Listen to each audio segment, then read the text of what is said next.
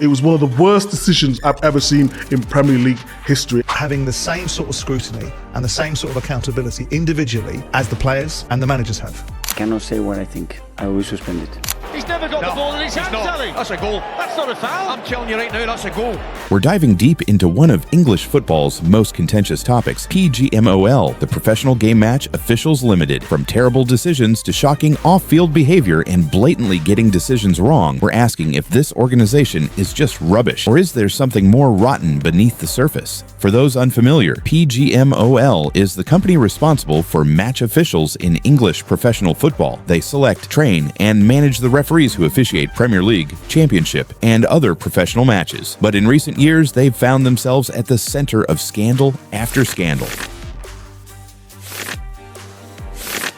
Let's start with the man at the top, Howard Webb. Webb became PGMOL's chief refereeing officer in 2023, but his background raises some eyebrows. Before becoming a referee, Webb spent years as a police sergeant in South Yorkshire. Now, you might think law enforcement experience would be perfect for refereeing, but critics argue it's created a culture of authoritarianism rather than accountability within PGMOL. Webb's policing background has shaped PGMOL's approach to criticism and transparency. Just like police forces often close ranks when questioned, PGMOL has developed a siege mentality. They rarely admit mistakes publicly, and when they do, it's usually after immense pressure. This police-style thin blue line mentality has made them increasingly resistant to outside scrutiny. The geographical bias within PGMOL is staggering. An analysis of current Premier League referees shows a massive overrepresentation from the northwest of England. Nearly 40% of elite referees come from this region, despite it representing just 15% of England's population.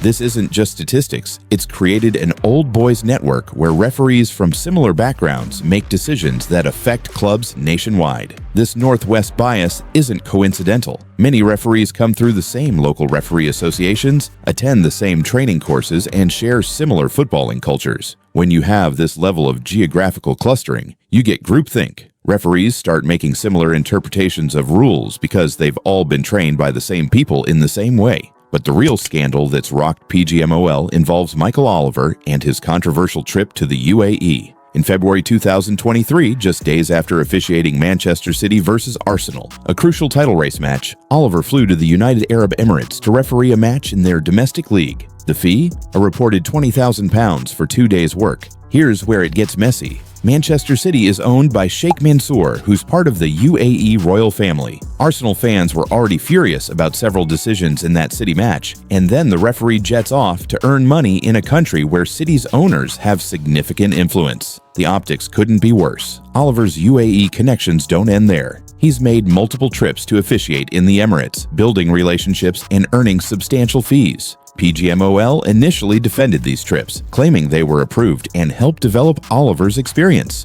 But critics pointed out the obvious conflict of interest. How can a referee remain impartial when he's financially benefiting from connections to ownership groups? The UAE controversy exposed PGMOL's complete lack of understanding about modern football's commercial realities. In an era where clubs are owned by nation-states and sovereign wealth funds, referees can't be jet-setting to earn money from the same networks that own Premier League clubs. It's refereeing 101. Avoid even the appearance of impropriety. What makes this worse is PGMOL's response. Instead of immediately implementing stricter conflict of interest policies, they initially doubled down. Howard Webb's background as a police officer showed they treated criticism as an attack on their authority rather than legitimate concerns about integrity. The Michael Oliver situation isn't isolated. Several PGMOL referees have taken lucrative overseas assignments in countries connected to Premier League ownership groups: Saudi Arabia, Qatar, UAE. All host English referees while having financial interest in English football. It's a web of potential conflicts that PGMOL seems incapable of managing. What do you think? Is PGMOL's geographical bias a real problem, and should referees be banned from taking overseas assignments entirely? Let me know in the comments below, and don't forget to subscribe for more football videos like this one.